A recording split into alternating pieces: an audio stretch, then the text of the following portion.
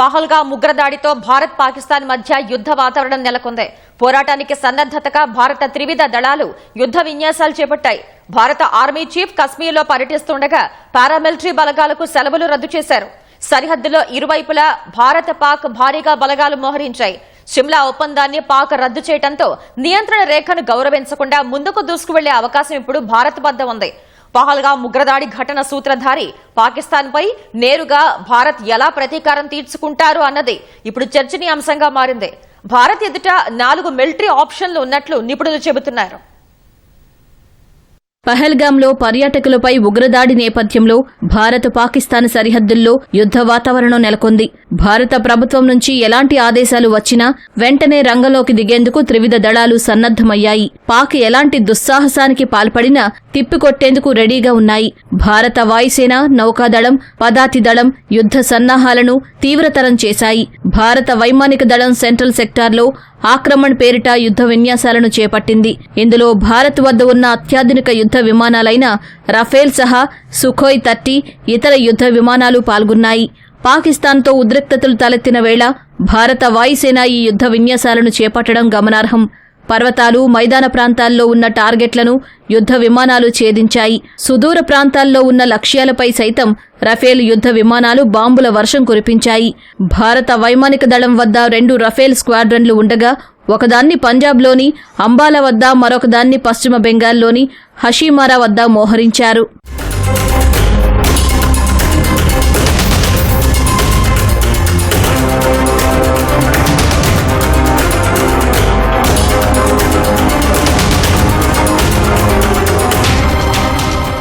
మరోవైపు భారత నౌకాదళం కూడా అప్రమత్తంగా ఉంది. అరేబియా సముద్రంలో పాకిస్తాన్ క్షిపణి ప్రయోగాలు చేయకముందే భారత క్షిపణులను విజయవంతంగా పరీక్షించింది. Guided missile destroyer INS Surat తొలిసారి గగనతలంలో వస్తున్న లక్ష్యాన్ని అత్యంత ఖచ్చితత్వంతో ఛేదించినట్లు నౌకాదళం వెల్లడించింది. అటు విమాన వాహక నౌక ఐఎన్ఎస్ విక్రాంత్ కూడా అరేబియా సముద్రంలోకి వచ్చింది. ప్రస్తుతం కర్ణాటకలో కార్వార్ పోర్టు సమీపంలో ఇది గస్తీ కాస్తోంది.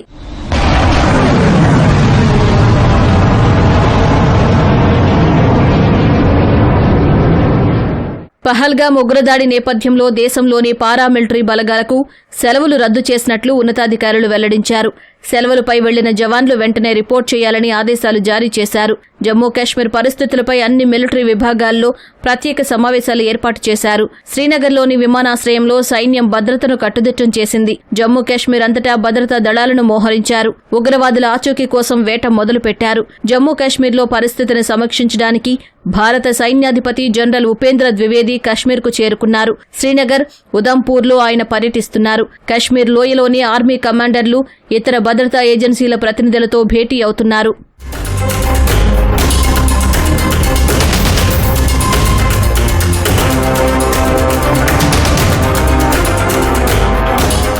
పహల్గామ్ ఉగ్రదాడితో భారత్ పాకిస్తాన్ మధ్య ఉద్రిక్తతలు నెలకొన్న వేళ సరిహద్దుల్లో అలజడి చోటు చేసుకుంది. దాయాది సైన్యం కాల్పుల విరమణ ఒప్పందాన్ని ఉల్లంఘించి దుశ్చర్యకు పాల్పడింది. నియంత్రణ రేఖ వెంబడి పలు ప్రాంతాల్లో పాక్ పోస్టుల నుంచి కాల్పులకు తెగబడింది. శత్రువుల దాడిని భారత ఆర్మీ సమర్థంగా ఎదుర్కొంటోంది. పాక్ సైన్యం కాల్పులకు ధీటుగా బదులిస్తోంది. భయంతో సరిహద్దుల వద్ద పాక్ యుద్ధ విమానాలు మోహరించింది.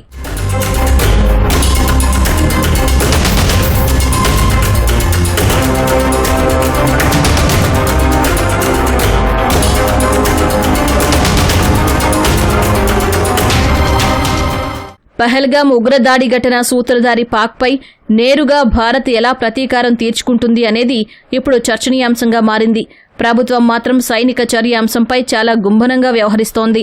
భారత్ ఎదుట 4 మిలిటరీ ఆప్షన్లు ఉన్నట్లు నిపుణులు చెబుతున్నారు. అందులో ఒకటి అత్యాధునిక ఫైటర్ జెట్లను రంగంలోకి దింపడం. ప్రస్తుతం వాయుసేనలో ఉన్న అత్యాధునిక ఫైటర్ జెట్లైన రఫేల్, మిరాజ్ 2000లను ఉపయోగించి పాక్లోని కీలక సైనిక కార్యాలయాలపై దాడులు చేయడం. అదే సమయంలో బాలాకోట్పై దాడి అనంతర అనుభవాలు పునరావృతం కాకుండా చూసుకోవాల్సి ఉంది. ప్రత్యర్థుల రక్షణ వలయాన్ని ఛేదించే సామర్థ్యాలు వీటికి ఉన్నాయి. కాకపోతే ఈ ఆప్షన్ను వాడితే అంతర్జాతీయ ఒత్తిడి ఎదుర్కోవడానికి భారత్ సిద్ధంగా ఉండాలి. తాజాగా సిమ్లా ఒప్పందాన్ని పక్కన పెడతామని పాక్ బెదిరించింది. దీని ప్రకారం నియంత్రణ రేఖను గుర్తించినట్లు అవుతుంది. ఈ నేపథ్యంలో భారత్ దూకుడుగా ఆపరేషన్లు చేపట్టే అవకాశం లభిస్తుంది. ఇటీవల ఎల్ఓసి వద్ద పాక్ జరిపిన ఉల్లంఘనలు భారత్కు మంచి కారణాన్ని అందించాయి. ఈ క్రమంలో ఉగ్ర స్థావరాలను లక్ష్యంగా చేసుకుని ఆపరేషన్లు చేపట్టవచ్చు. కాకపోతే అత్యంత కఠినమైన భౌగోళిక పరిస్థితులు మన దళాలకు సవాలుగా మారవచ్చు. ఆపరేషన్లకు సుదీర్ఘ సమయం పట్టడం, ఇప్పటికే బలమైన పొజిషన్లలో పాక్ దళాలు ఉండటం ప్రతికూలంగా మారవచ్చు. భారీ టార్గెట్లను గుర్తించి సర్జికల్ స్ట్రైక్స్ చేయడం కూడా భారత్ ఎదుట ఉన్న మరొక ఆప్షన్. కాకపోతే పాక్ అప్రమత్తంగా ఉండటంతో ఈ ఆపరేషన్లు దానిని షాక్కు గురిచేయవు. ఈ దాడులు అమలు చేయాలంటే రియల్ టైం ఇంటెలిజెన్స్, శక్తివంతమైన దళాలు, ఖచ్చితమైన ప్లానింగ్ అవసరం. లక్ష్యాలపైకి గురిపెట్టి భారీ శతఘ్నులు, స్నైపర్ గన్స్తో కాల్పులు జరపడం మరో ఆప్షన్గా ఉంది. వీటితో పాటు భారీ మోర్టార్లు కూడా వాడొచ్చు. వీటి వల్ల తక్కువ ఉద్రిక్తతలు తలెత్తుతాయి. నియంత్రణ రేఖ సమీపంలోని శత్రు స్థావరాలు, సరఫరాల మార్గాలు, అవుట్ పోస్టులను తుడిచిపెట్టొచ్చు. కాకపోతే భారీ దాడులంత ఫలితం వీటికి ఉండదు.